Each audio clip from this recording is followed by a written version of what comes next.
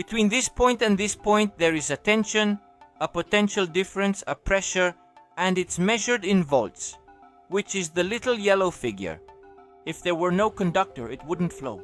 The current, which is the blue area, and then there's resistance, measured in ohms, represented by the little red figure. Any type of material can act as an electrical resistance, anything at all. Some will be more resistant and others less resistant. Resistance. Force is there to be more or less amperage, which is the little green figure, also depending on the voltage. So the three values are related to each other. In the video I made about what voltage the human body feels the current before getting electrocuted, in my case, it was 1 milliampere when I noticed it. 1 milliampere. There are cases where 2 milliamperes are hardly even felt. It depends on the sensitivity of the person. I have a friend who asked me what would happen if a person were exposed to 50 amperes. What would happen? 100 amperes? You don't put 50 amperes? It depends on the resistance and the voltage. There is a relationship between the three values called Ohm's law. Volts equal amperes times ohms. If we solve for amperes, it's volts divided by ohms. And if we solve for ohms, it's volts divided by amperes. Let's look at it with numbers. Volts equal amperes times ohms. Amperes equal volts divided by ohms. And ohms equal volts divided by amperes. Okay, now I can calculate it in any of the three situations. Okay, do you remember the video I made where 1 milliampere was flowing? Well, that's 1 milliampere. Let's see, I want to know the resistance my body was opposing, which we didn't cover in the video. We had the volts that I felt, which were 73 volts, and there was 1 milliampere flowing through me, which is 0.01.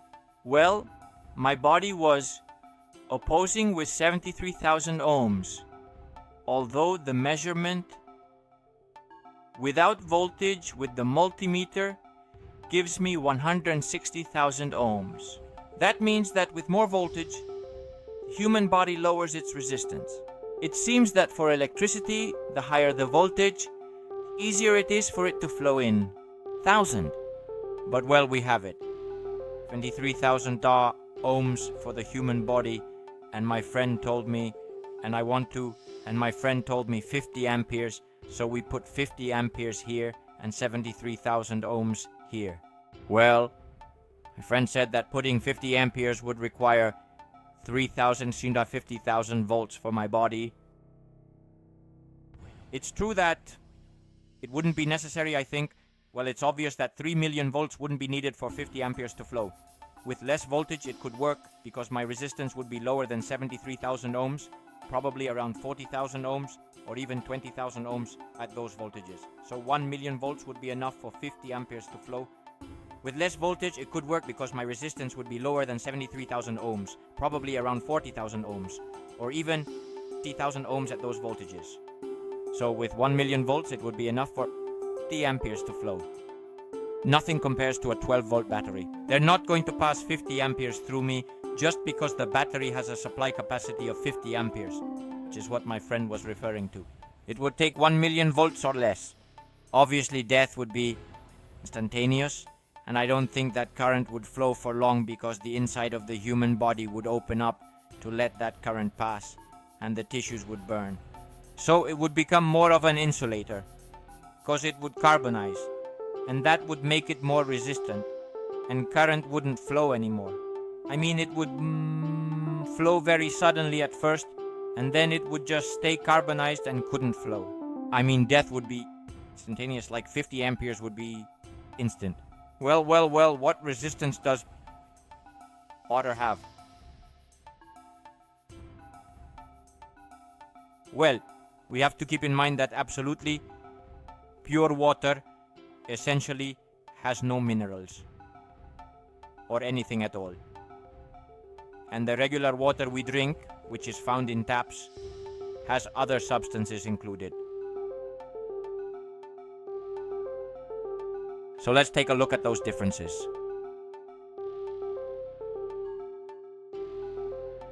And surprise, water is an insulator. Just as people believe that water conducts electricity, that's not true. Water is an insulator. No current flows. Water has a very high resistance, typical of an insulator. Now let's test with the mineral water. Let's calculate the ohms. It's the tap mineral water. Let's put in the exact data. 35.24 volts and a current. 0.375 amperes is flowing. 375 milliamperes. The water has 93.97 ohms. It's important to note that the surface of the copper is very large, so the resistance that the water should give me has to be relatively low. And now with 61 volts, 61.541, the current is 659 milliamperes. The resistance remains.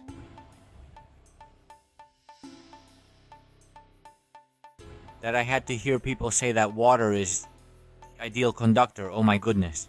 If water is an insulator, what gives conductivity are the minerals that the water contains.